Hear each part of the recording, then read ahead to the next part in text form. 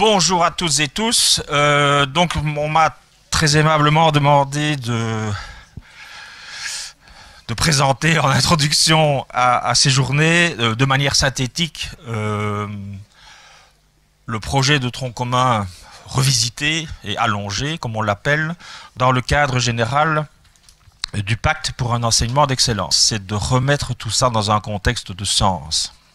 C'est sûr que ça a suggéré, ça a impliqué un certain nombre de démarches assez techniciennes d'approbation de référentiels, d'approbation de programmes, d'élaboration d'un certain nombre d'outils, etc., qui peuvent paraître parfois, et qui le sont d'ailleurs, assez lourds au point de vue administratif. Et tout ça, on ne s'y investit que si on est convaincu que ça sert à quelque chose, et in fine que c'est profitable aux bénéficiaires de l'enseignement, qui sont, je le rappelle, les élèves. C'est bien ça qu'on vise, et je pense qu'une partie de notre travail, le mien aussi en agrégation d'ailleurs, par rapport à mes étudiants, c'est évidemment de remettre la question du sens, du pourquoi est-ce qu'on fait ça, pourquoi est-ce que ça vaut la peine de laisser tomber un certain nombre de nos craintes et de se relever les manches et d'y aller franco. Alors, je le ferai à partir de ma position un peu bizarroïde, puisque je suis effectivement professeur à l'université de Namur, et puis petit à petit j'étais impliqué dans les travaux du pacte, surtout sur la question du tronc commun, je reviendrai tout à l'heure, et par les hasards de la vie, à un moment donné, donc j'ai été aussi président, je suis toujours d'ailleurs, de la commission des référentiels et des programmes du tronc commun, qui est la nouvelle commission qui valide provisoirement, c'est le gouvernement qui valide les référentiels d'abord et puis les programmes ensuite. À propos d'étoiles, en voilà déjà une petite. En 2019, il y a eu un article très élogieux dans The Standard sur le tronc commun. J'ai repris leur illustration très élogieux qui disait finalement c'est quand même peut-être aussi ce qu'on doit faire chez nous. L'article, si ça vous intéresse, ça vaut la peine d'aller voir un petit peu les questions que nos amis flamands se posent à la même époque, parce que vous savez, dans les premiers PISA 2000, ils étaient au niveau de la Finlande quasiment, et puis petit à petit, ils ont chuté assez sérieusement, et ils se sont posé des questions lucides sur pourquoi. Donc il y a eu toute une réflexion assez intéressante sur ce qu'il serait intéressant de faire dans ce domaine-là. Alors, un bref rappel du pacte d'abord. Donc vous savez que c'est notre ami Joël Miquet qui a lancé cette terrible opération un soir de décembre dans son cabinet où elle a réuni un certain nombre de personnes, et son idée était la suivante. Il y a une double idée, et après ça a marqué tout le reste du processus, donc je pense que c'est important de le rappeler indépendamment de l'aspect historique. La première idée, c'est que notre enseignement n'est pas mauvais, il ne faut pas non plus se martyriser, il y a des choses qui sont bonnes, il y a des choses qui marchent bien, etc., etc. Mais il y a quand même aussi un certain nombre, elle va appeler ça dans un langage très fleuri actuel, de points de progression. Et les points de progression majeurs, ils sont connus, il y en a deux. Il y a un, sur certains aspects, encore une fois, et malheureusement sur les aspects qui sont les plus mesurés par les épreuves standardisées externes, que ce soit celles de la Fédération de Bruxelles ou celles des enquêtes du type PIRLS ou PISA, nous avons une moyenne générale de nos élèves qui n'est pas extraordinaire. Premier PISA 2000, les moyennes étaient même catastrophiques. Bon, comme quoi, avec un peu de volontarisme, ça va mieux, ça va de mieux en mieux, mais ça reste quand même, dans le meilleur des cas, dans la moyenne des pays de l'OCDE, pour PISA, parfois un peu en dessous. D'accord ? Ça veut dire qu'on a sans doute là à travailler en termes d'efficacité.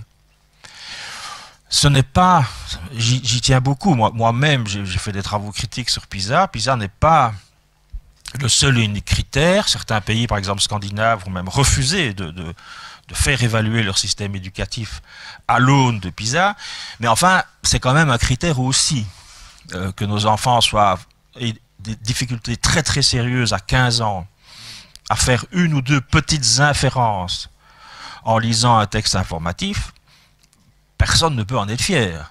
Vous comprenez ce que je veux dire? Et On se dit non, là, c'est pas possible, on a fait quand même X années de scolarité, on devrait en moyenne avoir quand même un score qui soit au moins au niveau des pays de l'OCDE, de la moyenne des pays de l'OCDE, ou, puisque nous sommes une fédération ambitieuse, au-dessus. Efficacité. Deuxième point d'amélioration, la question de l'équité. Et là, on s'aperçoit que quelque part, c'est plus grave. Hein, sur tous les premiers PISA, nos moyennes, ou Pearl, c'est la même chose, sont pas extraordinaires, mais des pays très proches de nous, par exemple comme l'Allemagne, n'ont pas des scores nettement supérieurs. Par contre, si vous prenez un indicateur qui est assez classique, vous prenez... donc vous savez que dans PISA, parce que vous connaissez PISA sans doute, on demande aussi aux élèves, à l'aide de leur enseignant, souvent d'indiquer la profession du père et la profession de la mère. Et à partir de là, on fait un petit indice socio-économique. Alors ça vaut ce que ça vaut, c'est pas parfait, mais enfin bon, ça donne une petite idée quand même, qui va de 0 à 100. Et à partir de là, on peut très bien calculer la moyenne qu'obtiennent les élèves issus des 25 familles les plus favorisées, hein, versus la moyenne qu'obtiennent les élèves issus des familles, les 25% les moins favorisées. Et là, aux premières statistiques de ce type-là, malheureusement, c'était notre enseignement qui était caractérisé par le plus grand écart. Autrement dit, ce que les élèves apprenaient à l'école, s'ils étaient issus de milieux très favorisés, était parfois 2 à 3 fois supérieur à ce qu'apprenaient les mêmes élèves, scolarisés normalement dans le même système éducatif, mais issus de familles plus défavorisées. Là aussi, aucun pays ne peut rester parfaitement indifférent par rapport à ce genre de choses. On se dit dans la vieille lignée des écrits de Condorcet, que je vous conseille de relire cet été sur la plage. Donc il y a un très bel ouvrage de Condorcet, hein, qui s'appelle 5 mémoires sur l'instruction publique. Ne lisez pas tout parce que à la fin il tourne en rond, il ne savait plus que dire. Mais le début est absolument remarquable. C'est le premier qui imagine que l'école a comme fonction principale, dit-il, alors il exagère peut-être un peu, à côté de l'instruction classique, c'est de servir effectivement de levier pour une justice sociale, en se disant que c'est à l'école, et seulement à l'école, il n'y a pas d'autre système, c'est seulement à l'école qu'effectivement des citoyens auraient le droit de rejouer, selon sa belle expression, leur naissance, et donc de connaître un sort social qui serait éventuellement, s'ils le souhaitent, différent de celui de leurs parents. Ça caractérise fondamentalement le nouveau régime. Condorcet, c'est 1791, c'est la rupture entre l'ancien et le nouveau régime. Bon, donc on a vécu tous avec cette idée-là, au 18e, au 19e, au 20e, et on s'aperçoit au 21e que si Condorcet revenait chez nous, il serait encore surpris de constater que cet objectif général de l'enseignement ou de l'école n'est pas parfaitement rencontré. Alors, voilà, donc il y a 2 points de progression. Encore une fois, et ça il faut le dire, je pense à tous les enseignants, personne n'a jamais dit que notre école ne fonctionnait pas bien. Je pourrais vous citer des indicateurs tout à fait positifs sur le climat scolaire, par exemple, des choses comme ça. C'est pas ça que je veux dire, mais quelle serait l'institution sociale qui ne se dirait pas à un moment donné qu'est-ce qui va bien, mais aussi qu'est-ce qui pose problème et qu'est-ce qu'on peut faire pour résoudre les problèmes qu'on évoque. D'accord ? Je vois mal comment on pourrait s'opposer à ce genre de démarche. Bon. Deuxième idée du pacte, c'est de se dire, ça fait quand même déjà quelques années qu'on essaye à gauche, à droite. Après le premier PISA, on a fait des outils en français, etc., etc. Après ces premières observations de différences sociales très importantes, on a mis un décret inscription en première année secondaire. Enfin, on a fait des... Et notre ami Joël Miquel, elle a cette idée, alors ça se défend, on va en discuter, on pourra en discuter tous ensemble après. Elle dit, non, c'est justement ça un problème, c'est qu'on n'a pas opté pour une approche, et elle va sortir le mot systémique. Elle dit, oui, bon, c'est pas en chipotant à gauche, à droite, etc., que ça va aller mieux. Un système éducatif, d'ailleurs, on appelle un système éducatif, c'est un ensemble de données et parts diverses et variées, mais qui interagissent profondément entre elles.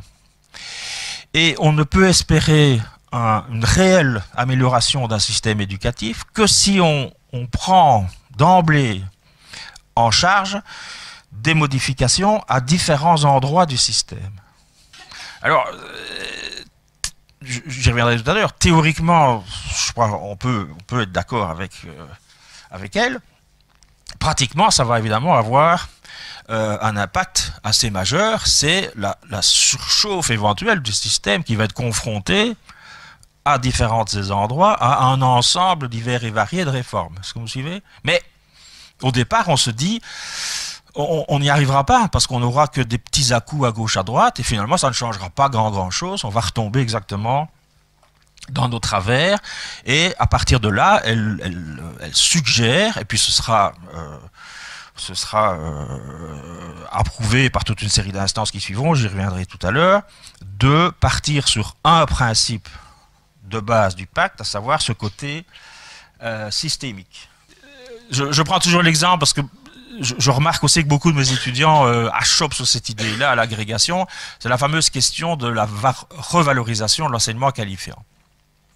Vous trouverez pas grand monde en Belgique francophone pour dire que l'enseignement qualifiant ne vaut rien. Et que les profs sont nuls et qu'ils ne savent pas s'y prendre, c'est des manges intégraux, etc., etc. Bon. Or, nous constatons tous quand même que de la mentalité collective, dans les idées toutes faites qui circulent un peu partout, ben quand même, l'enseignement qualifiant n'a pas une extrêmement bonne presse. Alors certains disent oh, c'est honteux, c'est un scandale, peut-être, mais c'est comme ça. Il y a des enquêtes qui le montrent. Quand on fait des enquêtes sur l'espérance de scolarité de ses propres enfants, on voit bien qu'ils ne figurent pas parmi les espoirs de scolarité des familles, en particulier des familles les plus instruites. Je vous signale d'ailleurs que les familles les plus réticentes à mettre leurs enfants dans l'enseignement qualifiant sont les professeurs et les enseignants. Alors pourquoi? Réfléchissons 30 secondes sur pourquoi. Là, on est dans le système qualifiant, donc par définition dans l'enseignement secondaire supérieur. Est-ce dû au système lui-même, aux filières, etc., etc. Alors, pour partie, par exemple, l'alternance n'est pas assez développée, on est d'accord. Mais c'est surtout dû, excusez-moi, à la manière dont les élèves sont orientés vers le qualifiant. C'est ça, le nœud du problème, il se situe à la fin du premier degré, avec ces fameuses attestations de réussite, avec, je ne sais plus comment ça s'appelle, réorientation possible, qui dit aux jeunes, ça ne va pas, pour la filière noble, l'accès à une filière est donc un accès négatif. Par obligation, et beaucoup de jeunes qui sont dans l'enseignement qualifiant, moi j'y vais de temps en temps voir des stagiaires de l'agrégation, disent nous ne savons pas pourquoi nous sommes là, nous n'avons sûrement jamais choisi telle ou telle filière, etc. etc. Et puis après, ben, vous pouvez plaindre les enseignants qui doivent, eux, prendre en charge l'instruction de ces jeunes, qui sont dans des filières qu'ils n'ont absolument pas choisies, sauf par relégation progressive. Pourquoi cela se passe comme ça? Parce que le curriculum précédent, c'est-à-dire les 2 années du secondaire, mais aussi quand même un peu le curriculum de l'enseignement fondamental, reste marqué par un curriculum, j'allais dire moyenâgeux, c'est pas vrai, hein, mais issu du Moyen-Âge, qui valorise très très fort les disciplines logico-mathématiques et dévalorise relativement fortement aussi les autres. Vous me suivez? À partir de ce moment-là, quand vous avez un curriculum qui valorise fortement certains types d'activités humaines et pas d'autres, logiquement, les épreuves de sélection à l'issue du curriculum se font sur ces matières réputées nobles, etc., etc. Et ceux qui ne suivent pas, comme on entend dire parfois, dans les matières dites nobles, c'est-à-dire logico-mathématiques, sont relégués dans l'enseignement qualifiant après leur 2e année. Donc, le caractère systémique, c'est ça, hein, c'est de se dire, ce qui se joue là ne s'explique pas par ce qui se passe là, mais s'explique par des facteurs, en l'occurrence ici, antérieurs, et qui ne sont d'ailleurs même pas liés à la qualité de l'enseignement, qui sont liés aux modalités d'orientation, et quand même aussi au contenu du curriculum. Donc, quelque part, je dirais que le caractère systémique, il se justifie à l'école. Vous voyez ? C'est sûr que vous pouvez prendre, je prends ce problème-là, mais on pourra en prendre des dizaines d'autres, ils sont souvent interreliés à des phénomènes antérieurs, à des phénomènes connexes, à des phénomènes parfois d'une autre nature, et donc, d'un certain point de vue, effectivement, on peut espérer davantage d'effet, d'impact, si on opte résolument pour une approche systémique. Bon. Deuxième principe qui est coulé dans le béton dès cette première conception du pacte, c'est le caractère participatif de l'élaboration progressive de tout ce qui allait suivre, hein, à savoir, moi j'ai eu la chance de faire partie aussi du groupe Tronc commun, puis du groupe, je ne sais plus comment il s'appelait, etc., etc. Et l'idée de base, c'est de dire, et c'est assez fort quand même aussi, hein, de la part du politique, c'est de dire, c'est pas nous qui allons vraiment piloter le processus, on va mettre les acteurs, alors il faut mettre des guillemets à tous les, hein, on va mettre les acteurs autour de la table, et si par bonheur ils arrivent à une conclusion, et un compromis et un accord, il est évidemment beaucoup plus probable que des effets soient enregistrés, puisque la réforme, ou l'ensemble des réformes, va être pérenne. Joël Milquet disait pour rigoler, je peux disparaître, ça continuera. Ben, elle a bien eu raison, puisqu'elle a disparu. et puis ça a continué. Est-ce que vous voyez? Donc, il faut quand même, je sais que pour le moment, tout le monde tape sur les politiques, etc. Il faut reconnaître une forme de courage du monde politique de l'époque, de dire nous n'allons pas refaire une énième réforme que nous aurions décidé nous-mêmes avec X, Y, Z, etc. On va orienter vers des objectifs. Ça, les objectifs, le monde politique se dit, ça c'est important, il faut arriver à ça. Et puis il dit aux acteurs, maintenant débrouillez-vous les amis. Comment est-ce qu'on peut le faire? Et elle réunit les acteurs. Alors, on verra alors qu'après, toute la question délicate est de savoir qui sont les acteurs. Et comment les acteurs de première ligne vont vivre la représentation qui est faite d'eux.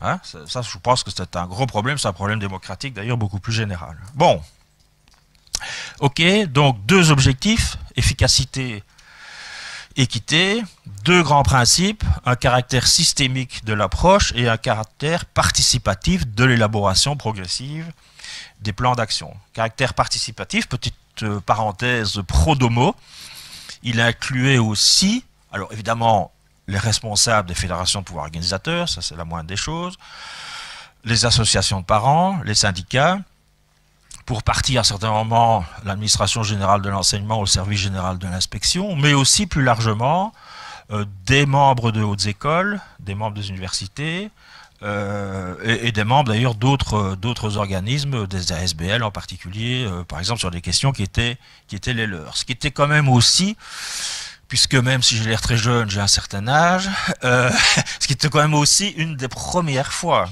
où ça se passait, puisque certains d'entre vous, les plus vieux, je ne vais pas les regarder comme ça, c'est désagréable, mais se souviennent sans doute du rénové, qui avait été quand même, il faut bien le reconnaître, plus ou moins conçu au sein même d'un cabinet ou d'un bureau de cabinet avec 2-3 spécialistes, pas plus. Ici, il y a eu un appel, assez large d'ailleurs, aux bonnes volontés diverses et variées. Bon, s'ensuit alors toute une série de travaux avec toute une série d'acteurs divers et variés, et puis finalement, ça débouche sur deux axes principaux.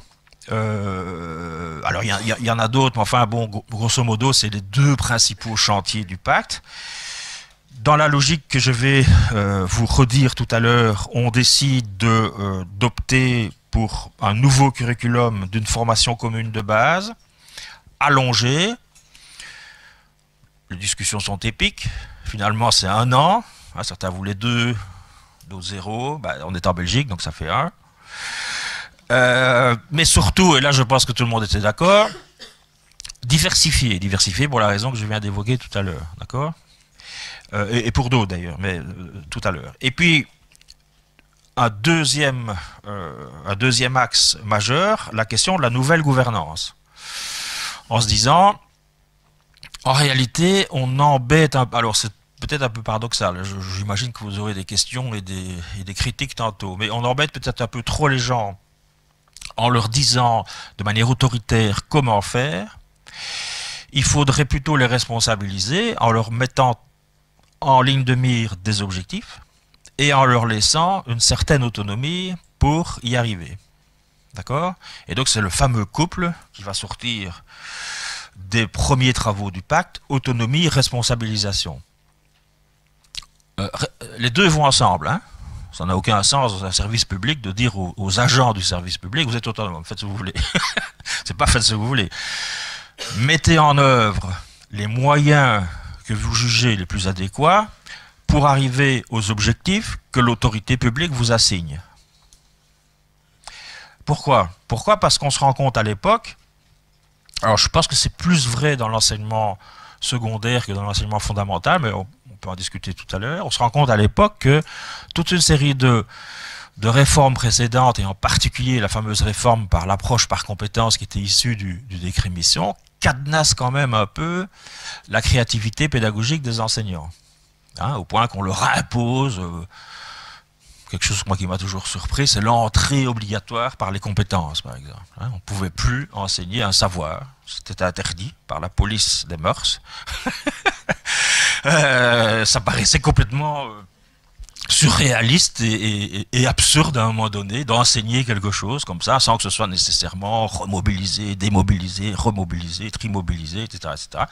Petite anecdote, par exemple, personnelle, permettez, j'ai un jour ma dernière fille qui revient de l'école, elle était en 5e primaire, et elle me dit « Waouh, c'est bien amusé aujourd'hui à l'école. » Ah, je dis « Oui, qu'est-ce qui s'est passé ?»« Ah, tu te rends pas compte. Monsieur Pierre, qui était son instituteur de 5e, Monsieur Pierre a parlé. » On était quand même assez bien avancé dans l'année, donc je m'inquiète, moi. Je me dis, est-ce que jusque-là, vous n'avez jamais entendu le son de sa voix? Si, il parlait un peu, mais enfin, après, on travaillait, c'est ça. Là, il a parlé. Il a parlé tout le temps. Oui, on n'a pas pu l'arrêter. Il a parlé quasi pendant, dit-elle, 1 heure, 2 heures, me semble, tout l'après-midi. Enfin, il a parlé tout l'après-midi, il était épuisé, le garçon. C'est pas possible, ça. Et je dis, mais il a parlé de quoi? Ah ben, il aime bien, je sais pas si ça se fait encore, ça, mais 5e, 6e, il s'était partagé histoire, géo, etc., etc. Il aime bien une partie de l'histoire, je crois que c'était la Deuxième Guerre mondiale, si mes souvenirs sont bons. Il nous a raconté un certain nombre de choses, il a fait des dessins au tableau, il a montré des trucs, etc. Puis elle revient et elle me dit, voilà, j'ai aimé, puis je teste, moi je me dis, oh là là, attention, soyons socio-constructivistes. Hein? Bon, je lui ai dit, est-ce que tu as retenu quelque chose? Parce que, hein, d'après Piaget, enfin, ce qu'on a cru interpréter de Piaget, etc., etc. Mais elle avait appris, oui. Je peux vous l'assurer, j'ai des preuves. Elle avait appris parce que ça avait été bien fait, parce que ça avait été intelligemment présenté, parce que ça avait été fait avec conviction, très important ça. Je ne dis pas, n'allez pas me présenter pour un vieux fou, qu'il faut faire tout le temps ça, mais pourquoi l'interdire à certains moments quand la personne pense de toute bonne foi que c'est ce qui marchera le mieux, vous comprenez? Et donc, là on se dit, ben peut-être qu'une partie de la déprofessionnalisation du métier, on a beaucoup parlé de ça hein, dans les années post-décret mission, une partie de la déprofessionnalisation peut être liée quand même aussi au nombre impressionnant de contraintes méthodologiques qui pèsent sur les enseignants, qui font que ils ne peuvent plus, ils ont l'impression de ne plus pouvoir faire un certain nombre de choses, alors qu'ils sont intimement convaincus que ça peut être un bon moyen pour faire apprendre un certain nombre de choses. Vous voyez? Et là, on se dit, on est peut-être arrivé à la limite de l'impérialisme méthodologique, et il faudrait peut-être laisser un peu les portes ouvertes, encadrer, aider, outiller, bien évidemment, faire réfléchir, mais peut-être aussi laisser un peu plus de mou aux enseignants. Je pense, encore une fois, c'était moins vrai, je pense, dans l'enseignement fondamental, mais dans l'enseignement secondaire, c'était assez épouvantable. Moi, tant pis si c'est filmé, mais c'est connu, j'ai des étudiants à l'agrégation qui faisaient 2 préparations. Systématiquement. Une préparation vraie, comme il me disait, et une préparation au cas où l'inspection, le maître spécial en didactique viendrait, qui était alors socio-constructiviste, tout ce que vous voulez, etc. Là, je me dis, ça n'a plus beaucoup de sens. S'il n'est lui-même pas très convaincu, au point de préparer une espèce de préparation secrète, ça ne va pas. Il faut faire quelque chose. Bon, bref. Alors, le systémique. Parce que c'est facile hein, de dire ça comme ça, oups, un soir de décembre 2015, oups, systémique, ouais, systémique. Bon, alors, sur le fond, sur l'aspect, je dirais, d'analyse intellectuelle du problème, je pense qu'effectivement, c'est satisfaisant. C'est sans doute ce qu'il y a de plus efficace à long terme, étant donné ce que je vous ai expliqué tout à l'heure, c'est-à-dire l'enchevêtrement vraiment consubstantiel de toutes les questions liées à l'éducation. Cela dit, ça ouvre évidemment un fameux problème, c'est que si vous commencez à modifier le qualifiant, le curriculum, le nombre d'années, le parcours de l'élève, vouloir en plus lutter contre l'échec scolaire, etc., vous vous retrouvez avec une espèce d'avalanche de réformes à gauche, à droite. Et peut-être, on en parlerait tout à l'heure, hein, une espèce de surchauffe du terrain qui a, comme tout terrain, ses limites aussi en termes d'ingestion de réformes. Hein, quand il a l'impression qu'il s'en sort à peine d'une, boum, il reçoit maintenant le DAC, puis l'accompagnement personnalisé il y a quelques mois, etc., etc. Et donc là, on a sans doute une contradiction, mais qui est interne à la question de l'approche systémique, c'est qu'en même temps, il faut un peu toucher à tout, si vous voulez, et on ne peut pas non plus sur le terrain faire bouger tout en même temps. Alors on va commencer à phaser. À se dire, bon, on va commencer par ça. Par exemple, je crois que c'était assez simple, commencer d'abord le tronc commun par les maternelles, les faire monter petit à petit, etc. Puis, il y a des choses qu'on peut attendre encore 24 ou 25 pour remettre en place, etc., etc. Mais alors, ça pose un autre problème, c'est que les effets, vous ne les verrez pas tout de suite non plus. Et en particulier, un des objectifs de réduction du taux de redoublement à 15 ans, hein, qui est toujours chez nous autour de 47%, je ne suis pas sûr que dans les premières années, évidemment, je suis même presque sûr du contraire, les premières années de l'implémentation du tronc commun dans le maternel, dans les premières années primaires, on ne verra rien changer sur cet indicateur à 15 ans. Vous me suivez? Et donc, il y aura toujours de mauvais bougres au balcon pour dire dans 2-3 ans, vous voyez bien que ça n'a rien changé. Et en même temps, si on voulait l'avoir mis d'un coup, ça aurait été la révolution. Bon. Donc là, on est un peu coincé, il faut bien le reconnaître. Deuxième souci, la question du participatif, qui soulève en réalité deux sous-questions. La première, c'est qui sont ces fameux acteurs qui participent réellement, d'accord? En quoi sont-ils représentants de quel type d'acteurs? Et surtout, avec la question actuelle pour le fonctionnement de nos démocraties, de manière générale, avec quelle légitimité de représentation? Et là, vous vous apercevez, et moi je dois reconnaître publiquement, et m'auto-flageller comme en Chine, que je ne m'étais pas rendu compte de l'ampleur du phénomène, mais vous avez des personnes qui estiment qu'ils ne sont pas représentés ou qu'ils n'ont pas à être représentés, mais qu'ils doivent intervenir eux-mêmes en tant qu'acteurs de première ligne, en tant que citoyens. Vous avez la même chose dans d'autres domaines. Hein. Attention, je vous rassure tout de suite, c'est ce qu'on appelle la crise de la légitimité de la démocratie représentative. Notre démocratie, elle fonctionne en disant tout le monde ne va pas participer à tous les débats, mais vous aurez, parce que par exemple vous êtes au CEGEC, vous avez des responsables au CEGEC, les responsables du CEGEC vont vous représenter, vous comprenez? Vous êtes syndiqué, très bien, vous êtes affilié à un groupe qui va être investi d'une mission de vous représenter. Interrogez un peu les acteurs de première ligne, certains vous diront je refuse de considérer que je suis représenté ou éventuellement je suis mal représenté. On a vu ça avec les syndicats il n'y a pas longtemps sur la question de l'évaluation des enseignements. On dit oui, qui a dit oui à l'époque, l'avis numéro 3? On n'a jamais dit oui. Ce sont nos représentants qui ont dit oui. Là, on a un vrai problème. Un vrai souci, on a tout essayé, on a fait des ateliers participatifs, on a essayé d'intégrer au maximum, moi j'y ai veillé en tout cas dans les différents groupes de travail, dans les référentiels même, il y a des enseignants qu'on a intégrés, hein, il aurait été encore mieux je pense de vraiment prévoir des détachements, alors ça coûtait un peu plus cher donc on m'a dit ça va être difficile, mais là il faut penser à des formes effectivement de nouveaux modes de participation démocratique, un peu comme Vous savez, on est connu dans le monde entier, hein, le Parlement germanophone a lancé, il y a quelques mois, une assemblée citoyenne. Donc c'est vraiment 100 citoyens, alors ils ne sont pas très nombreux évidemment, mais en fait profondément tirés au sort, et qui ont la charge de temps en temps de faire un certain nombre de propositions sur des sujets divers et variés, avec une espèce d'obligation quand même du Parlement de les prendre en charge au minimum, de les traiter, etc. Dans les tout premiers temps du pacte, d'ailleurs, on avait imaginé ça. Que même, par exemple, les groupes rédactionnels des référentiels soient constitués pour partie de représentants des réseaux de l'inspection de spécialistes, mais aussi de X%, ça pourrait être 30% par exemple, d'enseignants de terrain tirés au sort détachés.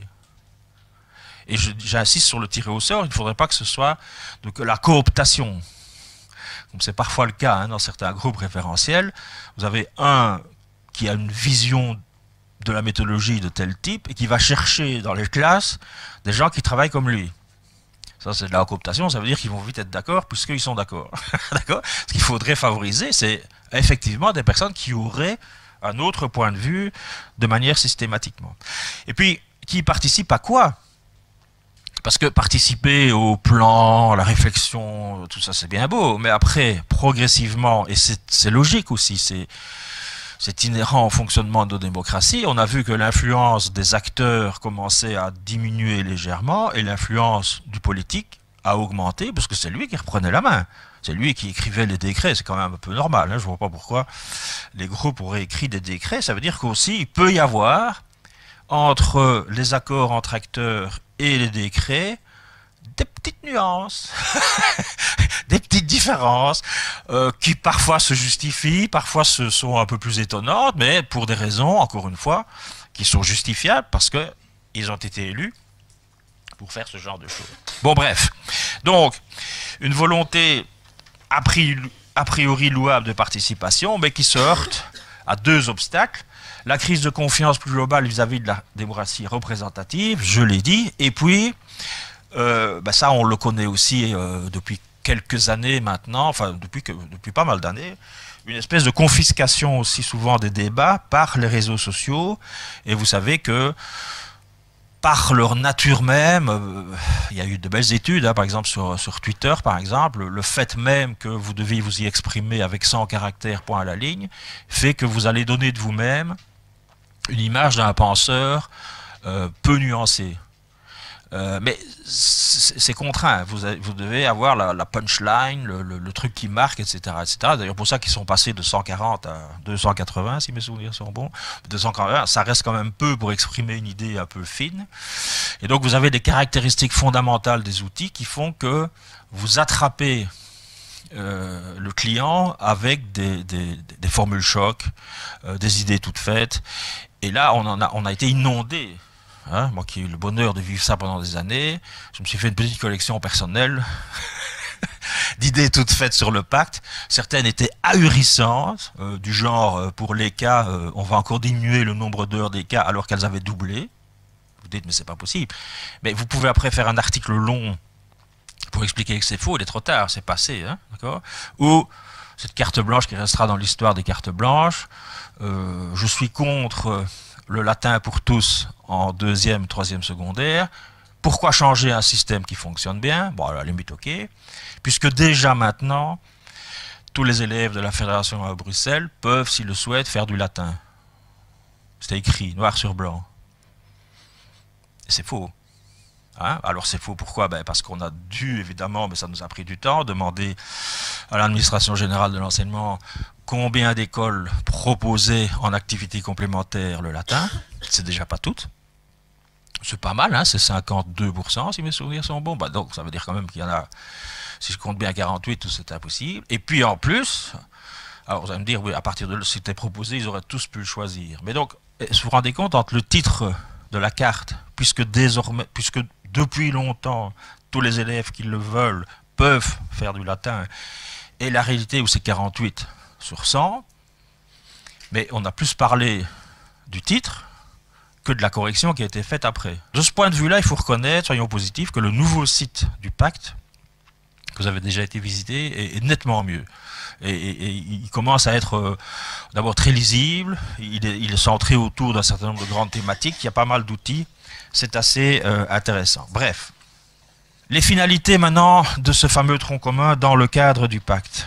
Alors la première chose à bien rappeler donc, moi personnellement je serai à votre place, je le ferai en commençant et sans cesse, en disant donc que ce n'est pas une lubie, ce n'est pas une idée qui est passée par la tête d'un certain nombre de personnes, mais que c'est une espèce de réponse obligée et ambitieuse.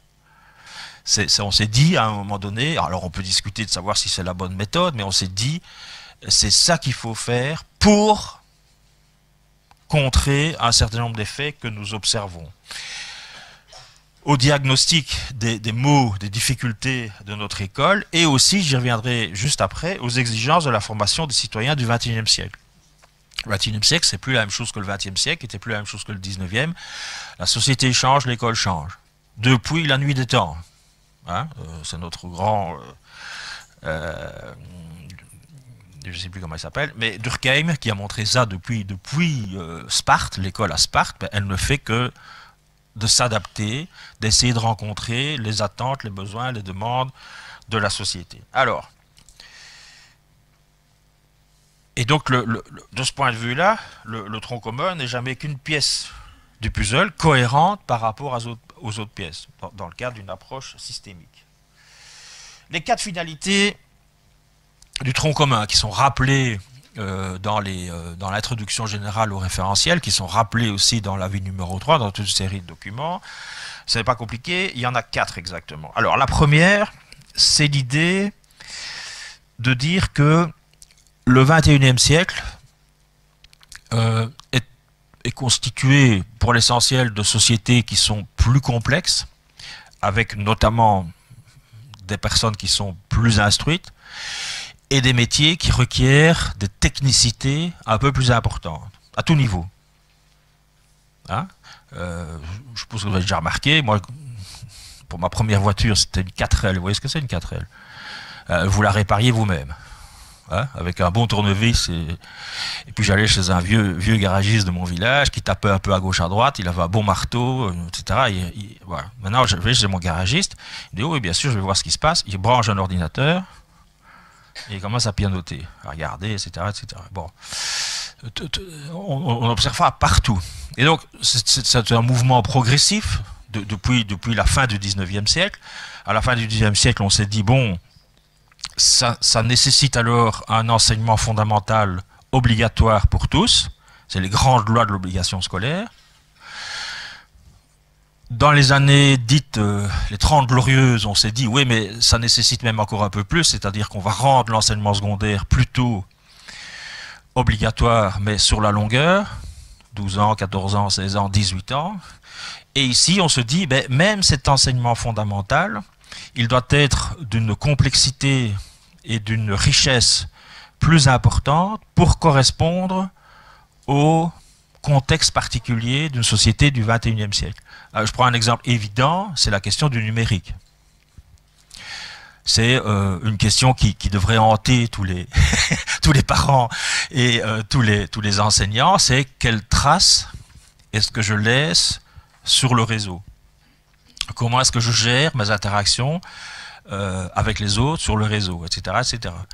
Et ça, on se dit, ça fait partie de la formation du citoyen. Quelle que soit son orientation future, vous voyez? On ne va pas dire, ah ben non, mais la question de l'identité numérique, là, vous avez encore vu, par exemple, le nombre de Wallons qui n'ont pas accès assez facilement à leur compte bancaire parce qu'il y a une diminution des agences et alors soit ils n'ont pas Internet, soit ils ne savent pas utiliser Internet, soit ils n'ont pas d'ordinateur, soit ils n'ont pas de haut débit. Toujours est-il qu'ils deviennent de plus en plus des personnes un peu hors société. Et ça, vous ne pouvez pas dire dans un système scolaire, ok, pour ceux qui vont faire l'enseignement en transition, ils recevront une formation au minimal, par exemple, à l'aspect éducation financière, numérique, etc. Pour les autres, tant pis. Vous devez vous dire, non, c'est une composante essentielle de l'exercice de la citoyenneté même, donc le curriculum doit être renforcé. C'est ça l'idée. il doit être renforcé, il doit être élargi. Et quelque part, et c'est ça, c'est peut-être la chose qui m'énerve le plus quand j'entends parler de baisse de niveau.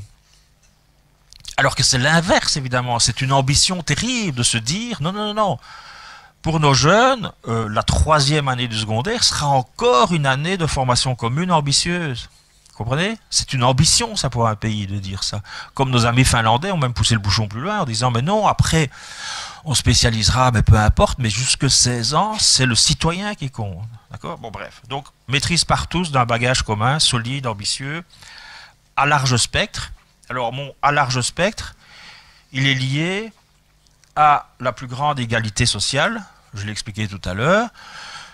Le curriculum du fondamental devrait, fameux challenge, hein, c'est pas gagné, devrait être représentatif de l'ensemble des activités humaines et en particulier de l'ensemble des filières de formation ultérieure. Vous me suivez? Sinon, on rate le coche. Hein. Bon. 2.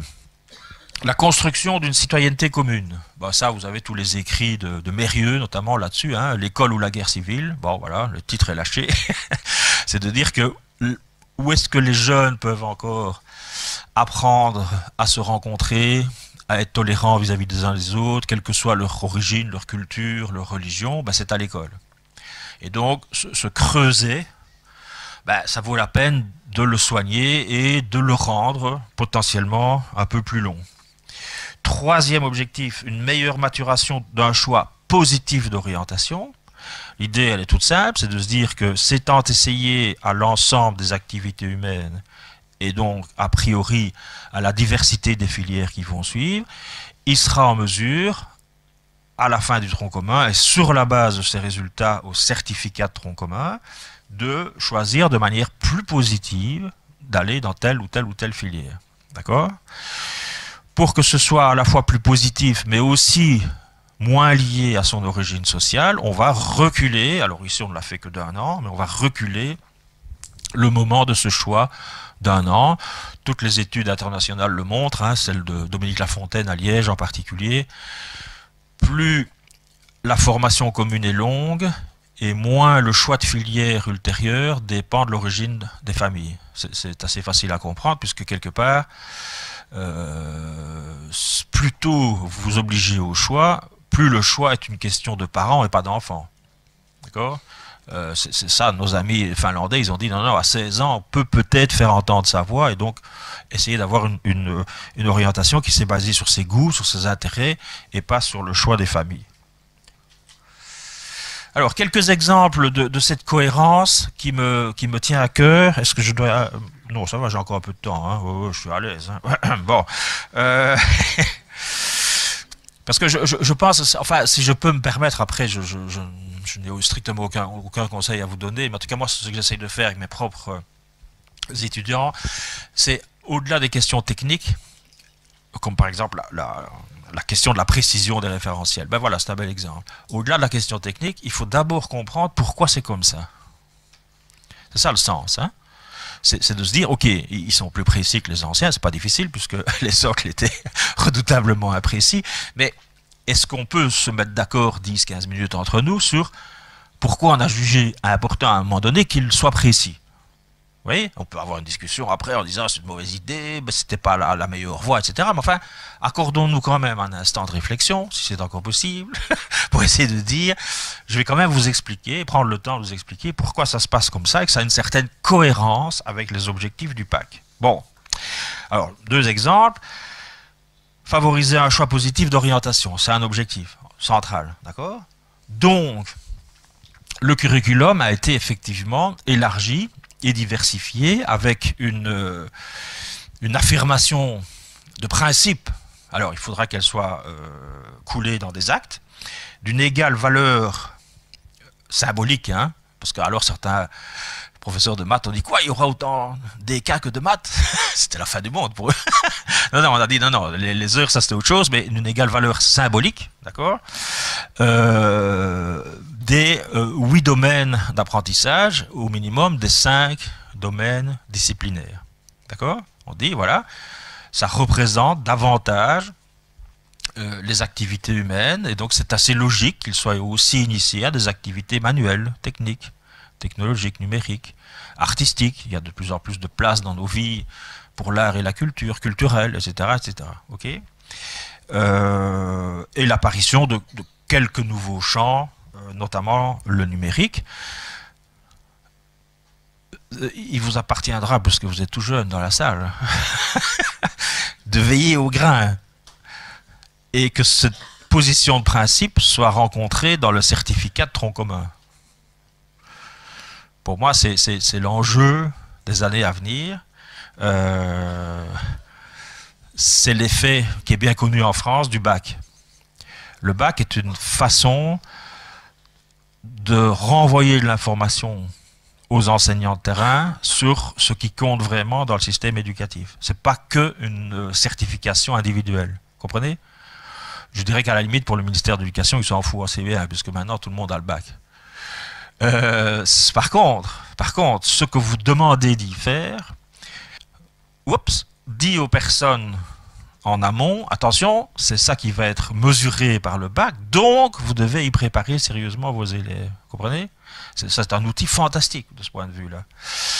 Ça veut dire que les premières épreuves du certificat de tronc commun, elles devront renvoyer à l'ensemble des enseignants, depuis la maternelle, en tout cas depuis la première primaire sûrement, que c'est effectivement des choses qui comptent et donc il faut y passer un petit peu de temps. Comprenez? Donc, par exemple, je ne suis pas tout seul dans la salle, hein, il nous faut une forme d'évaluation, je n'ai pas peur du mot, sommative, certificative de l'éducation culturelle et artistique. Il nous la faut. Si on ne l'a pas, on est mort. C'est aussi simple que ça. Alors après, elle peut prendre des formes intelligentes. Ça, j'ai pas dit le contraire, hein, mais elle doit être là. Quand vous réussissez ce pari-là, vous avez les mentalités collectives qui regardent l'école et qui changent. Comprenez?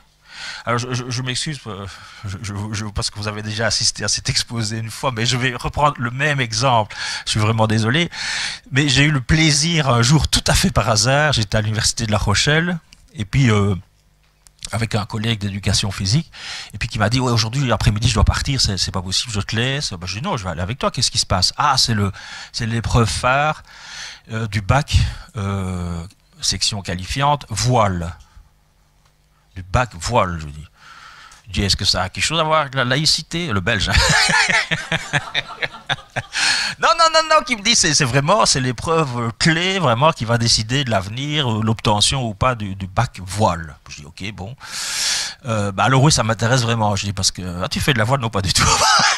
Bref, on va sur place, etc. Évidemment, La Rochelle, c'est évidemment particulièrement un pays ou une ville de bateaux, de voiles, etc. Il y avait un gradin, tous les parents, je crois que je ne sais plus qui était là, le maire, je pense, etc. Il y a une première, comment ça s'appelle, régate ou je ne sais plus quoi, avec des points, des notes, etc., etc. Et au bout du compte, ben voilà, on décerne le baccalauréat voile. Les personnes qui étaient détentrices du baccalauréat voile en étaient extrêmement fiers. Peut-être plus qu'un bac S, sciences maths, vous comprenez ce que je veux dire? Pourquoi est-ce qu'ils en étaient fiers? Parce qu'ils aiment bien ça, mais aussi parce que la société a reconnu, via un dispositif justement de reconnaissance sociale, que c'était quelque chose qui comptait. Et donc je trouve que tout ce qu'on fait pour le moment dans l'enseignement qualifiant, par exemple à propos des concours sur les métiers, c'est une bonne idée.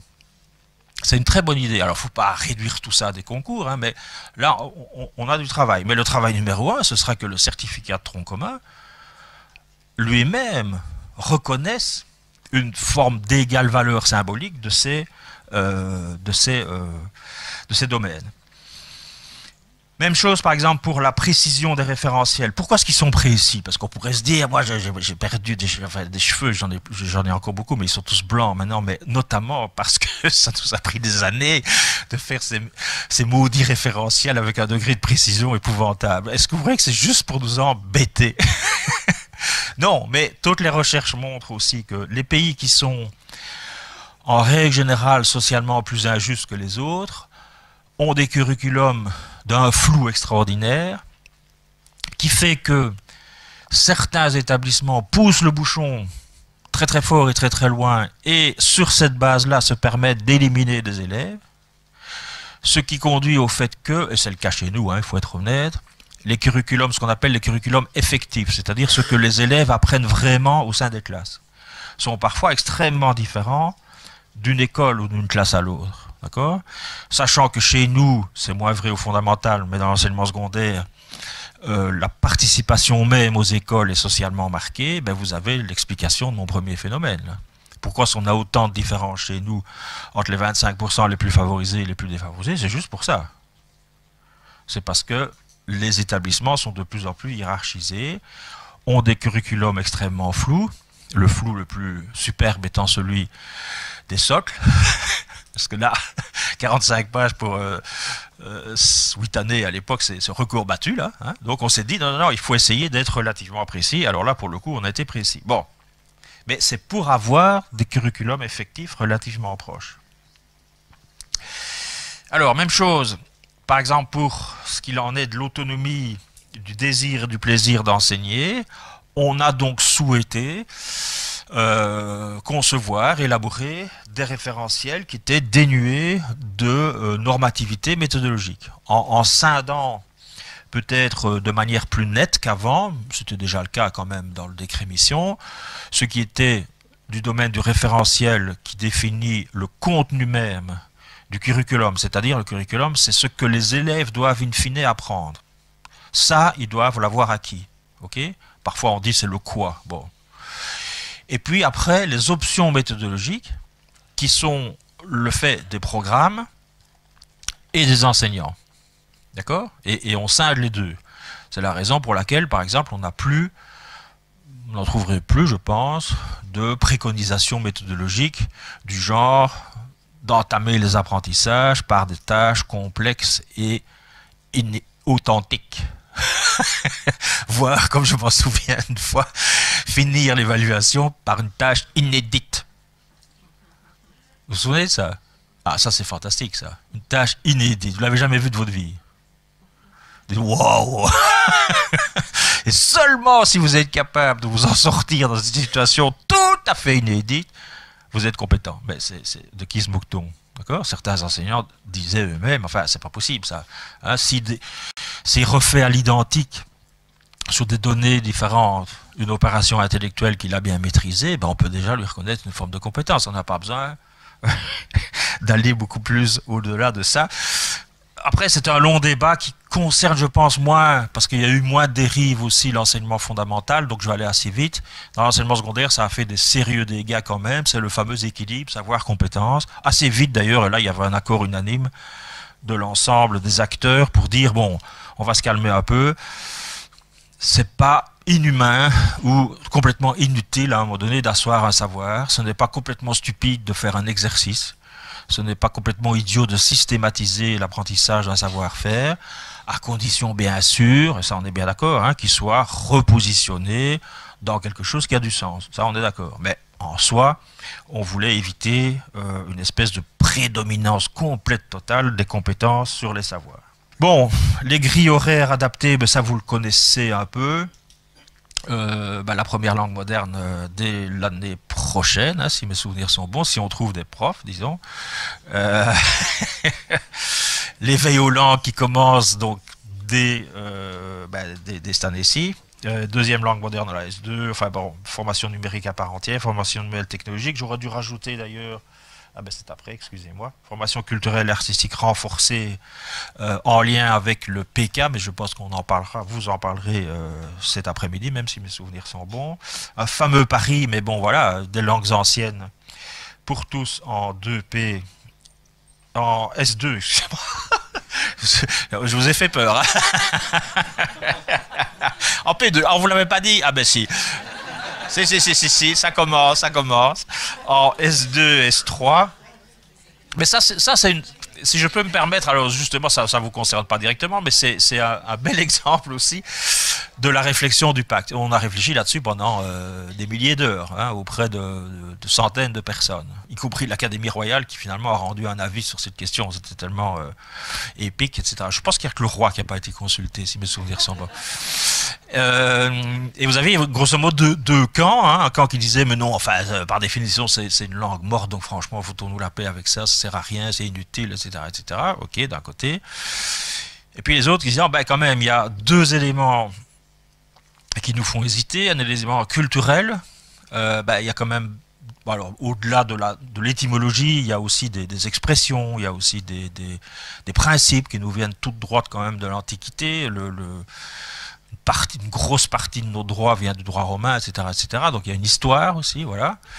Et puis surtout, disait-il, et ça, je crois que c'est pas faux, le fait de traduire avec une rigueur qui est impliquée par le fait justement que c'est une langue morte, une phrase pour dire exactement en français ce qu'elle voulait dire en latin, c'est une forme de l'apprentissage de la rigueur intellectuelle. D'accord ?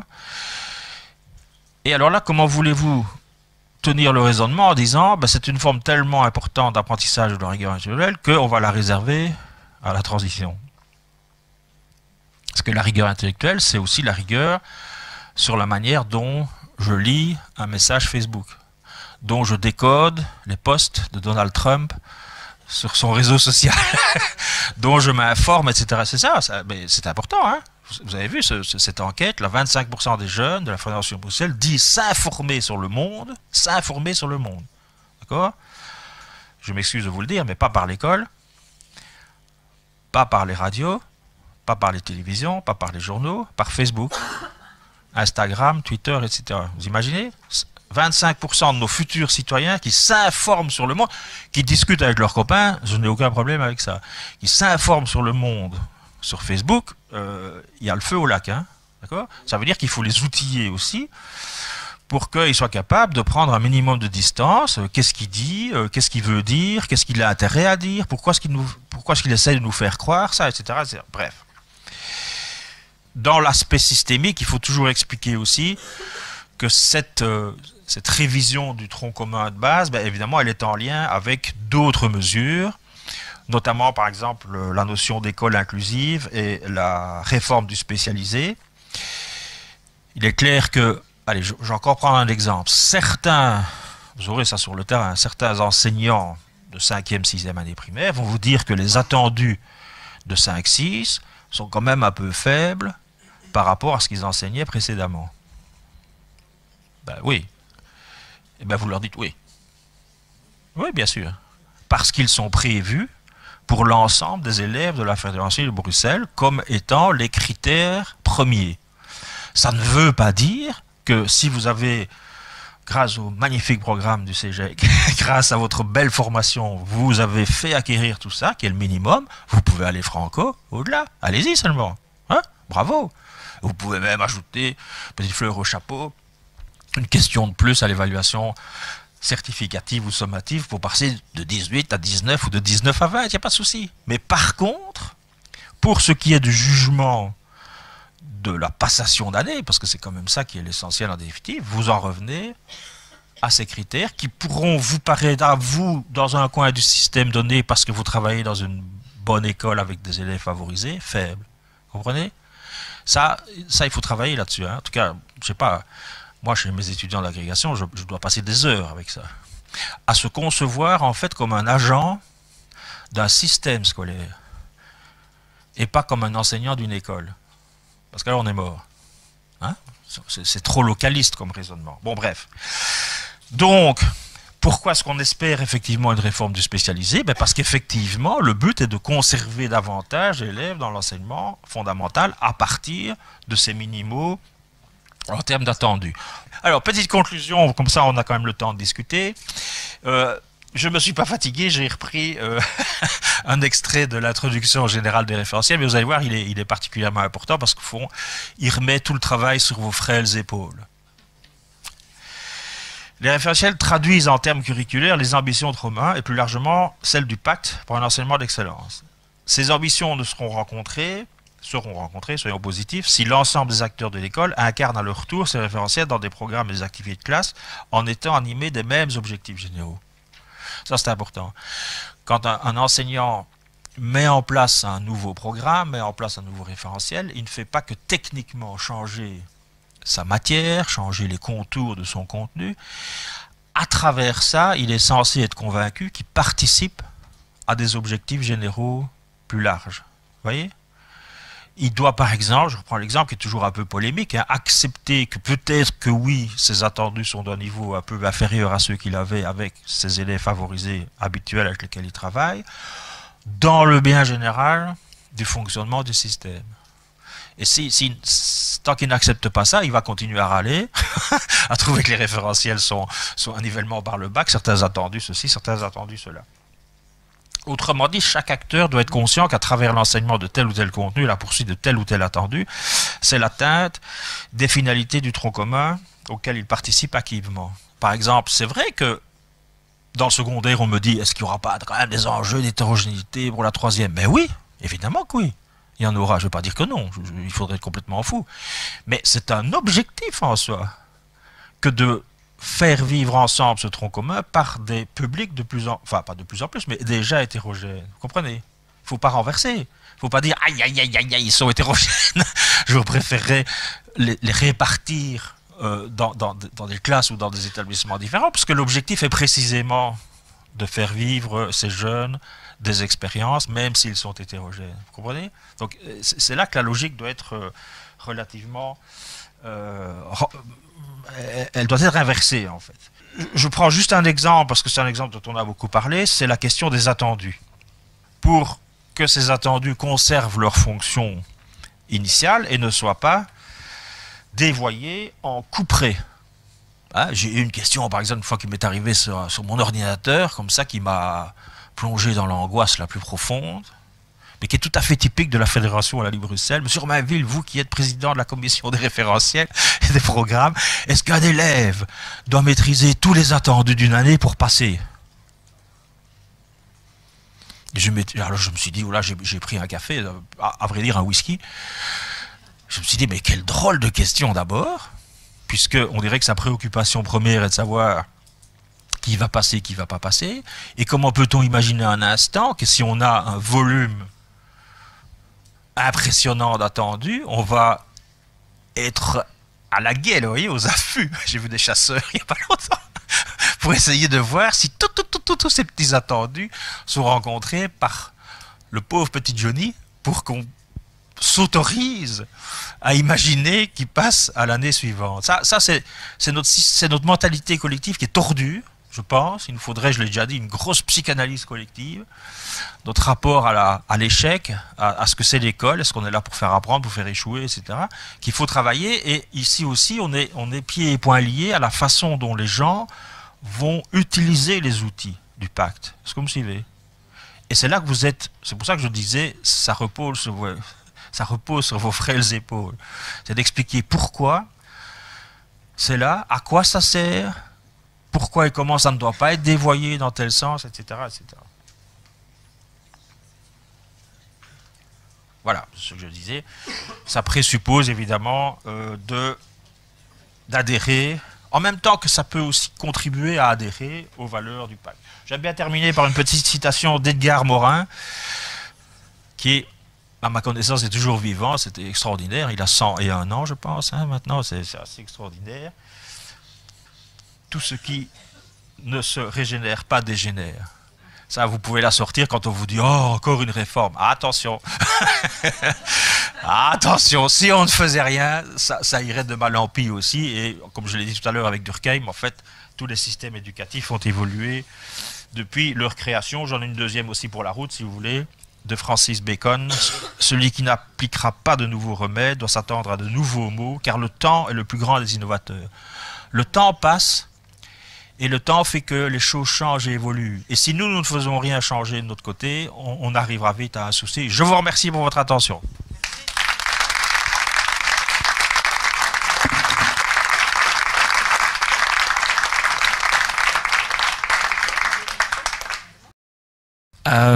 Moi, ma question, ça rejoint un des derniers points que vous avez soulevé, qui était le sens à donner aux évaluations au terme du tronc commun, dévoyer des attendus ou pas en fonction du sens qu'on leur donne. Et je me suis demandé, en fait, dans la mesure où, si je prends le CEB quand même, l'idée est de se dire, tiens, on a envie que nos jeunes acquièrent un certain nombre de compétences, de savoirs qu'on estime essentiels. Sinon, j'imagine qu'on ne les fixerait pas. Un enfant qui atteindrait 50% de réussite au CEB. Voilà. Moi, je ne suis pas pour l'évaluation punitive, évidemment, mais pour sa valeur de diagnostic qui permet de chercher des solutions à remédier à des difficultés. Mais quel regard simplement vous posez là-dessus, le fait de se dire, tiens, tel jeune va passer dans le secondaire avec une maîtrise XY de 50% de ce qu'on considère comme étant le certificat d'études de base. Voilà, simplement j'aimerais votre regard là-dessus. Merci. Oui, alors... Bon, d'abord, il faut dire... Si, ça marche? Ah oui, ça marche. Ouais. Ça m'aurait arrangé que ça ne marche pas, mais bon. Non, mais par rapport à votre question, il y a d'abord un préalable quand même, c'est que les groupes en charge de la rédaction des référentiels ont été des groupes fondamentaux secondaires. Donc, alors, ça a plus ou moins bien marché, mais dans certains cas, ça a quand même relativement bien marché. Je pense par exemple qu'en termes de mathématiques, l'hiatus entre la fin du primaire et le début du secondaire a été quand même lissé. Donc cette question-là, à mon avis, elle n'est pas une question uniquement d'élèves. Vous comprenez ce que je veux dire? Ça veut dire que c'est le système lui-même, encore une fois, qui doit être pensé de telle sorte que, effectivement, nous avons besoin d'un certain nombre de bases en première année secondaire, et il faut les préparer petit à petit, au moins en 5-6, mais même un peu avant. Et donc l'idéal serait que plus trop d'élèves arrivent avec ce fameux 50%. Oui, mais c'est important de dire ça. Hein. Il ne faut pas commencer par la dépression pédagogique. Qu'est-ce qu'on va faire? J'ai parfois cette question-là aussi. Qu'est-ce qu'on va faire quand quelqu'un aura raté tous les domaines du certificat de tronc commun? Je dis, wow, un instant. Soyons quand même, je crois qu'une des qualités du pédagogue, c'est d'être optimiste. D'accord? Donc, on va s'arranger pour que, c'est un bel exemple, je pense, l'hiatus en mathématiques soit légèrement, comment dire, affiné, modéré, etc. Bon, maintenant, il existera probablement toujours des difficultés d'ordre scolaire, d'appréhension des matières. D'abord, je trouve que votre exemple questionne la présence du CEB. Dans l'avis numéro 3, il n'y avait plus de CEB. Puisque, en principe, le curriculum est défini pour se clôturer à la 3e année secondaire. Pourquoi est-ce qu'on ferait subitement une épreuve certificative au beau milieu du bazar, alors qu'entre nous, ça n'a jamais non plus été la consigne au groupe rédactionnel? À la limite, si ça avait été la consigne, on aurait pu se dire, bon, il y a deux phases, là, il y a une première phase et puis il y a une deuxième phase. Donc normalement, votre question, je dirais qu'elle ne devrait pas se poser, puisque elle pourrait se poser en fin de certificat de tronc commun avec quelqu'un qui aurait 50%. Alors on peut imaginer qu'en fin de certificat de tronc commun, il y a 8 domaines, 5 domaines disciplinaires. On peut quand même espérer qu'il n'ait pas 50% dans l'ensemble des 5 domaines. D'accord? Et que sur cette base-là, et sur la base aussi de ses goûts, de ses intérêts, il opterait pour des filières dans lesquelles il aurait quand même plus que 50%. Vous voyez ce que je veux dire? Donc ça c'est la théorie. Donc il ne faut pas tout de suite imaginer ce cas de figure-là. On va tout faire pour essayer de l'éviter. Et alors quand vous dites 50%, je ne sais pas ce que ça veut dire. Parce que si c'est 50% des attendus, est-ce qu'un attendu égale l'autre? Je ne pense pas. Il faut quand même aussi un petit peu rester cohérent. Vous savez, chez nous, même au niveau master, on n'attend pas qu'un étudiant maîtrise 100% des contenus d'un cours. On estime que, bon, si tel et tel aspect essentiel sont quand même bien maîtrisés et qu'il y a des petites lacunes à gauche, à droite, on n'est pas là dans une logique punitive, d'autant que dans votre cas, il reste 3 ans. Voilà, c'est ça qu'il faut changer, je dirais. Alors, pour la petite, pas pour la petite histoire, parce qu'on va sans doute vous poser la question, pourquoi est-ce que le CEB a été maintenu? Un petit élément que je ne connaissais pas, je dois bien avouer, mais que j'ai découvert avec plaisir, c'est que malheureusement, le CEB est encore de temps en temps, assez rare, mais quand même, un diplôme qui est reconnu pour l'accès à certains emplois. Très peu qualifié par définition. Et donc, s'il n'y avait plus de CEB, il n'y aurait même plus ce diplôme-là. Et vous pourriez avoir, dans l'absolu, encore une fois, on est dans un scénario un peu catastrophe, mais quelqu'un qui double une fois, qui double deux fois, qui double trois fois, et qui n'a jamais son certificat de tronc commun, donc pas non plus son CEB. Ce qui était gênant socialement. Ceci dit, si je peux me permettre, et là c'est enregistré, je suis fier de le dire qu'on accorde un CEB ne veut pas nécessairement dire qu'on fait une épreuve certificative qui emmerde tout le monde de CEB. On pourrait accorder le CEB dans des conditions beaucoup plus autonomes, sur la base du travail scolaire qui était réalisé. Il n'y a rien qui interdit le fait dans la loi et qui oblige à faire tout le bazar, tout le barnum. Et la deuxième raison, là, elle est plus, comme je l'ai dit une fois, anthropologique. C'est vrai que la fin du primaire marque aussi un passage. C'est vrai. Enfin, moi, j'ai eu des enfants qui sont passés au primaire, etc. Il y a quand même une symbolique aussi. On quitte l'école de village, on va dans une école d'écran, etc., etc. Donc, il y a une cérémonie, et donc, quelque part, c'est un peu l'ancienne fonction aussi du brevet. Mais encore une fois, ça ne veut pas nécessairement... Le brevet ou le CEB pourrait être délivré par l'école, tout simplement, hein, ce qui éviterait de lui accorder une attention aussi forte, qui va devenir quand même assez vite problématique, hein, puisque vous aurez la même chose pour le certificat de tronc commun, et donc les parents vont commencer à se demander, ça je parle en 28 là, hein, mais ils vont se demander, mais pourquoi, alors qu'on a déjà fait un barnum une fois, on va en refaire un deuxième, avec des pages spéciales du soir, de la livre, etc., etc. Donc, mais voilà pourquoi il est maintenu, et voilà pourquoi vous avez posé la question sur le CEB. Mais je crois que pour répondre, pour essayer d'être synthétique, c'est vraiment notre rapport à... votre question, elle est vraiment intéressante, je vous remercie de l'avoir posée, je vais vous offrir un apéritif tout à l'heure, parce que c'est pas un hasard, je pense, en Fédération de Bruxelles, si la première question porte là-dessus. Vous voyez ce que je veux dire? C'est que nous avons dans nos mentalités, et c'est là-dessus que je vous invite à travailler, et que je travaille moi tous les jours, nous avons quand même un rapport à l'école qui est un rapport de normes, qui est un rapport de, vous avez dit, 50, pas passé, etc. Vous l'avez dit positivement en disant il y a des bases, ça c'est vrai, c'est tout à fait juste, mais c'est quand même pas un hasard si cette question-là intervient chez nous en numéro 1, alors que par exemple, si j'étais ici avec vous en Finlande, en Suède, au Danemark, etc., elle n'aurait même pas lieu d'être. Vous comprenez? Puisque la promotion automatique, c'est on ne se pose pas la question, on avance. Voilà. Question systémique aussi. Donc vous avez bien expliqué pourquoi il fallait phaser ce changement. Mais quand et comment est-ce qu'on va évaluer le changement? C'est un fameux pari, ce tronc commun. Ça peut ne pas marcher aussi. Ça va marcher, mais ça peut ne pas marcher. Non. Mais c'est un fameux pari. Et donc, est-ce que c'est prévu à un moment ou l'autre d'évaluer? Oui. À quel moment? Comment? Et à votre avis, dans combien de temps est-ce qu'on aura digéré cette réforme? Quand est-ce qu'on se sera dit, tiens, Eva Yolang, tout le monde l'a fait, ça devient naturel? Oui. C'est deux belles questions. Je vous remercie de les avoir posées. Alors, la première, elle est relativement claire maintenant. Donc, depuis longtemps, le comité central, là, je ne sais plus comment il s'appelle, le groupe central, s'est vraiment accordé sur l'idée de ce qu'ils ont appelé en anglais, je ne sais pas pourquoi, un monitoring.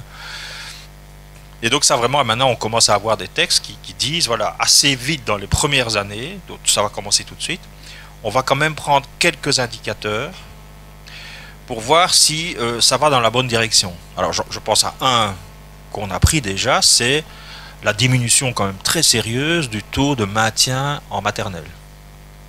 Ça diminue fortement. Bon, déjà positif, soyons ça. Donc on va en avoir quelques-uns comme ça. Et effectivement, si jamais les indicateurs n'allaient pas dans la direction souhaitée, ça remettrait en cause un certain nombre de choses. Par exemple, il y a quand même une vraie question qui se pose, et j'assume une part de responsabilité, c'est le volume général des contenus, des programmes et des référentiels liés à ce fameux souci de précision.